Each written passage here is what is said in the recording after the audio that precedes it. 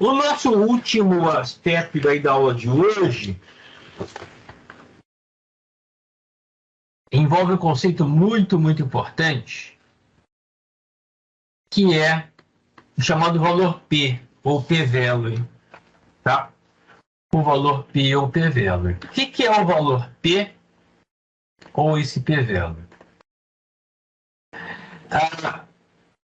O que os autores estão dizendo aqui nessa página? Então a página 329. Eu vou deixar vocês dando uma lida nessa parte e vou avançar para as figuras que aparecem na página seguinte. Vou dar uma olhada só com relação ao seguinte. Depois de construir as hipóteses nula e alternativa, especificar o nível de significância, o próximo passo no teste de hipótese é obter uma amostra aleatória da população e calcular as estatísticas amostrais de interesse para aquele teste. As estatísticas, elas vão ser representadas por a média amostral, vai ser representada por x barra. A proporção amostral é P circunflexo, está faltando aqui um acento circunflexo, tá? A proporção amostral. E a variância amostral, com a qual a gente não vai trabalhar a priori, é S ao quadrado, correspondente aos parâmetros na hipótese nula. Então, o parâmetro está associado à população, assim como a estatística está associada à amostra. Parâmetros para a média, μ. Para a proporção populacional, P. Para a variância populacional, sigma ao quadrado. Tá? Então, essa estatística amostral, que pode ser, por exemplo, a média amostral, ela é chamada de estatística de teste, ou variável de teste, tá? E sobre a suposição de que a hipótese nula é verdadeira, é assim que começamos o nosso teste de hipótese nula é verdadeira a priori. O valor calculado da estatística teste, o valor específico da estatística teste, ele é depois transformado em uma estatística teste padronizada. O que vai ser uma estatística padronizada? Vai ser a estatística Z, com a qual já trabalhamos, ou vai ser a estatística T, também com a qual já trabalhamos. Tá? Não vamos trabalhar, por enquanto, com Q quadrado. Então, vamos trabalhar transformando, por exemplo, a média amostral, x barra.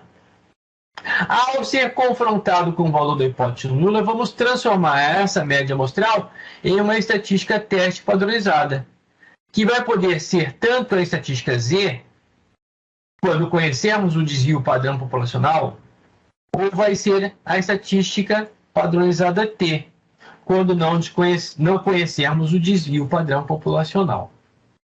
Tá? O que os autores vão estar dizendo? Que a próxima etapa vai ser transformar essa estatística padronizada, Z ou T, por exemplo, em uma outra medida que vai ser apresentada aqui como valor P ou P-value. Valor P ou P-value é a medida de probabilidade, e probabilidade é área abaixo de curva. Tá? Então, supondo que a hipótese nula seja verdadeira, o valor P de um teste de hipóteses, observe esse conceito, é a probabilidade de a estatística amostral assumir um valor tão extremo ou mais extremo. Tão extremo, ao invés de tão extremo ou maior, eu prefiro tão extremo ou mais extremo. Porque esse comportamento mais extremo pode ser tanto à esquerda quanto à direita. Tá? Então, o valor P vai ser a probabilidade da estatística amostral assumir um valor tão extremo ou mais extremo do que aquele determinado ou calculado em função dos dados da amostra. Esse valor P ele pode ser melhor ilustrado através desses desenhos que aparecem abaixo. Tá? Então, aqui esse primeiro exemplo, os autores dizem aqui, olha, vamos supor que a gente tem um teste de hipóteses onde a hipótese alternativa contém um sinal menor do que. Tá? Então, aqui vamos supor, voltando aqui ao meu esboço, que temos o seguinte teste de hipóteses. A hipótese alternativa, vamos dizer que seja para a média, μ menor do que um determinado valor K. Isso significa que a hipótese nula que é o ponto de partida, Mi maior ou igual a K. O que vocês vão estar observando aqui nessa situação é que a nossa chance de rejeitar a hipótese nula, ela está à esquerda. Ou seja, a chance de rejeitarmos a hipótese nula ocorre quando observarmos, calcularmos uma média amostral que seja algebricamente menor do que esse valor K, que pode ser aquele de 50 milhas, significativamente menor do que o K. Então, se o K, por exemplo, for de 50, aquele caso de 50 milhas por galão, vamos supor aqui. Antes que eu me esqueça, eu vou ainda gastar uns minutinhos. A gente não está cobrando presença, então quem estiver com algum horário corrido, fique à vontade.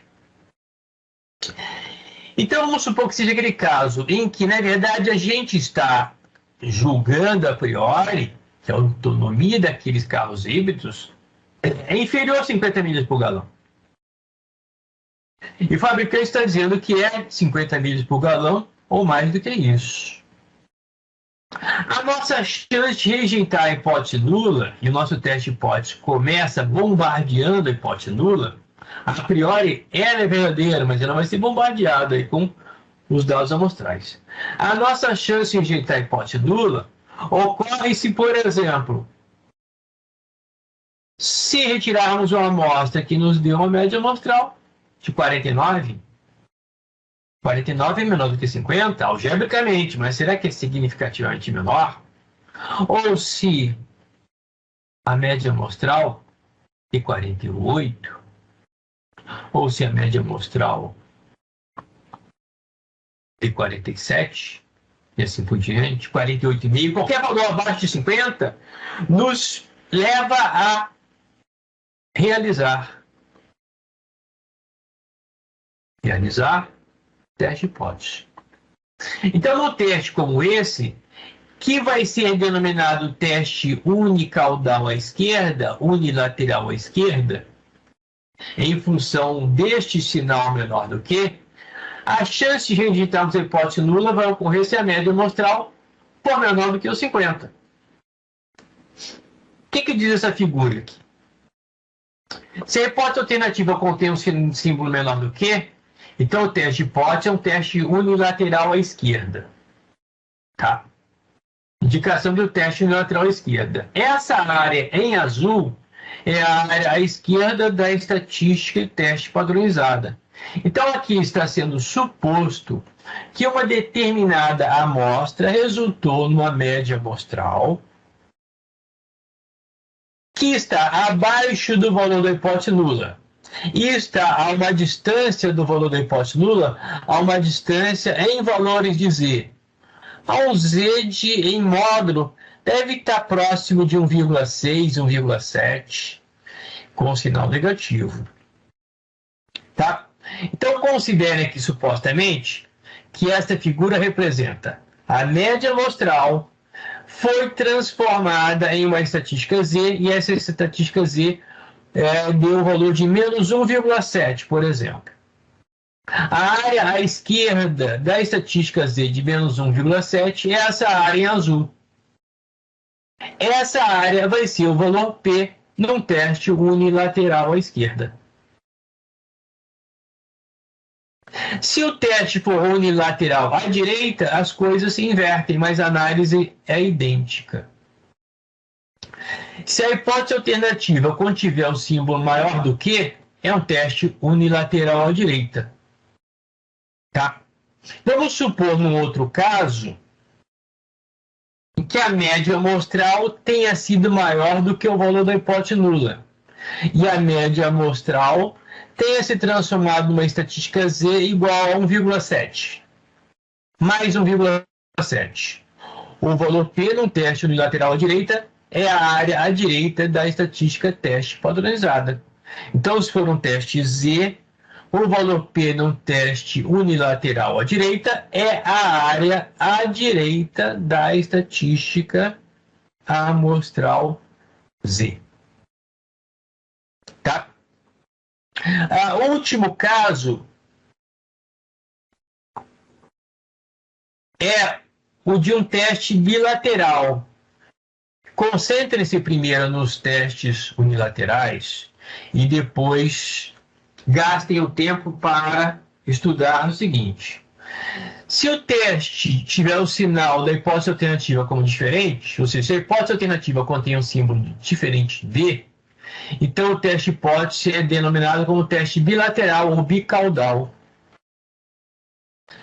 Quando nós temos um teste bilateral ou bicaudal, nós temos duas chances de rejeitar a hipótese nula. Primeira chance, a média amostral é baixa, menor do que o valor da hipótese nula. A segunda chance, a média amostral é alta, é maior do que o valor da hipótese nula. Então, as chances estão dos dois lados extremos. E aí, neste caso, o valor P vai ser a área observada em função da estatística Z, essa área multiplicada por 2, duplicada. Ok? Eu vou terminar aqui colocando 2 ou 3 valores simbólicos ou hipotéticos. E para isso, eu vou precisar compartilhar com vocês aqui, temporariamente, da nossa tabela de distribuição normal padronizada.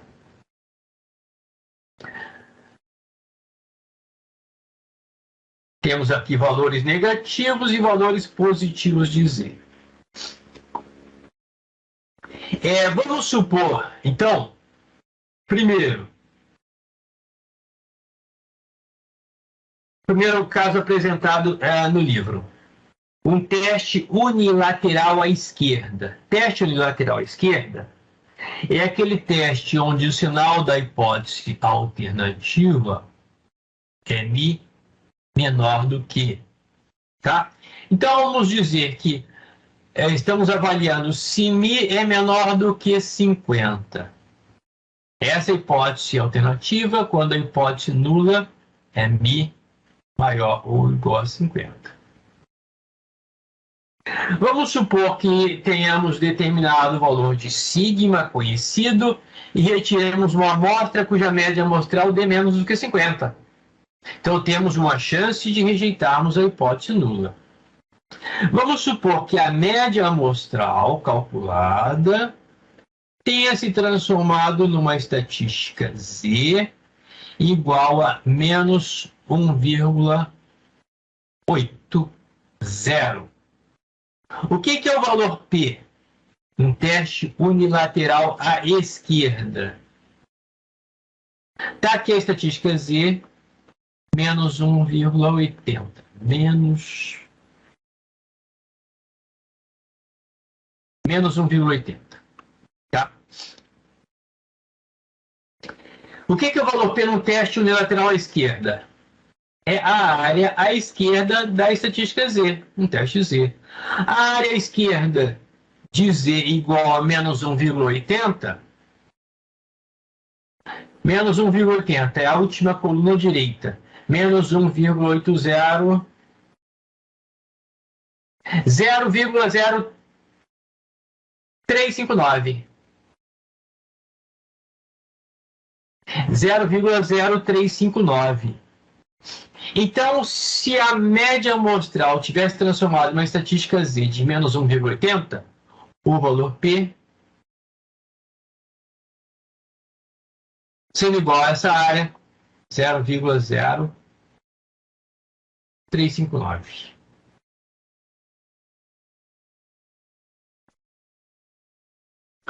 Vamos considerar agora uma outra situação. Um teste unilateral à direita, onde a hipótese alternativa estaria sendo Mi maior do que 50. A hipótese nula, Mi menor ou igual a 50. Agora, a nossa chance de rejeitar a hipótese nula só vai acontecer se a média amostral for maior do que 50. Vamos supor, então, que nós tenhamos retirado uma amostra cuja média amostral, sendo transformada em Z, tenha nos levado a um Z igual a mais 1,85. No teste unilateral à direita, aqui o valor de Z igual a 1,85. No teste unilateral à direita, o valor P é a área à direita, se for um teste Z, a área à direita da estatística Z. A área à direita de Z igual a 1,85, por simetria, é igual à área à esquerda de Z igual a menos 1,85. Então, concentrando-me na coluna de 0,05, eu vou encontrar aqui 0,0322. Então, o valor P seria 0,0322. Por último, o caso só um pouquinho mais complicado, mas não vai ser tão complicado assim. O teste bicaudal. A hipótese alternativa é μ diferente de 50. Então, a hipótese nula, μ igual a 50. Aqui eu posso dizer que eu tenho chance de rejeitar a hipótese nula, tanto com observando uma média amostral abaixo de 50, quanto observando a média amostral acima de 50. Vamos supor primeiro que tenhamos obtido uma média amostral menor do que 50 e que nos tenha levado a uma estatística Z igual a menos 1,70. Quando o teste é bicaudal e eu obtenho uma estatística Z negativa, aqui a estatística Z. Se fosse um teste unicaudal, esse seria o valor P. Sendo um teste bicaudal, na verdade, essa área aqui vai ser apenas a metade do valor P. Ou seja, a metade do valor P vai ser a área à esquerda de menos 1,70. A área à esquerda de menos 1,70, 0,0446. 0,0446.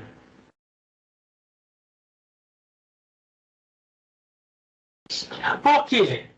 A outra metade do valor P está lá do lado direito. Meio valor P.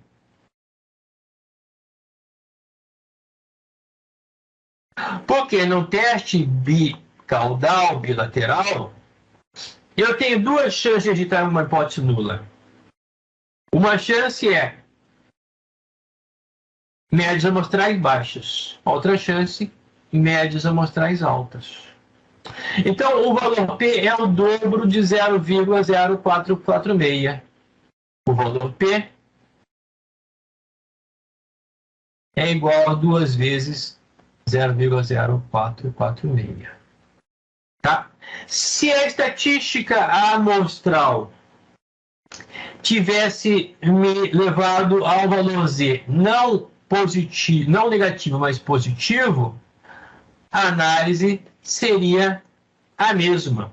Então, vamos supor, o resultado seria o mesmo. Vamos supor, de novo, aquele mesmo caso, só que a média amostral me levando a uma estatística Z igual a mais 1,70. 1,70. Localizando aqui o valor de 1,70, essa área à direita, então temos aqui hipótese alternativa e diferente de 50. É um teste bilateral, então. Então, essa área aqui, que já sabemos que é 0,0446, ela corresponde à metade do valor P.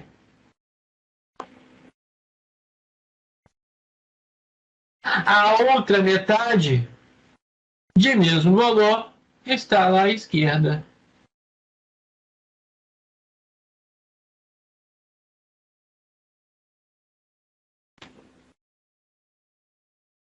Ok?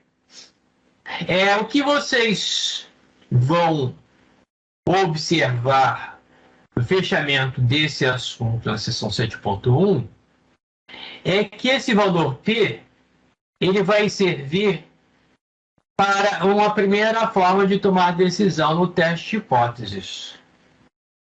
E a regra vai ser bem simples. Se o valor P for menor ou igual àquele valor de alfa ou significância, nós rejeitamos a hipótese nula.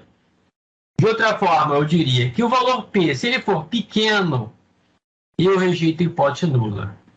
Se o valor P for maior do que o alfa, ou seja, se o valor P for grande, eu não rejeito a hipótese nula.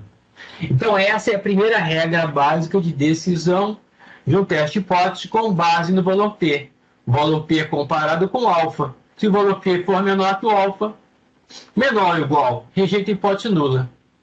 Se o valor P for maior do que o alfa, eu não rejeito a hipótese nula.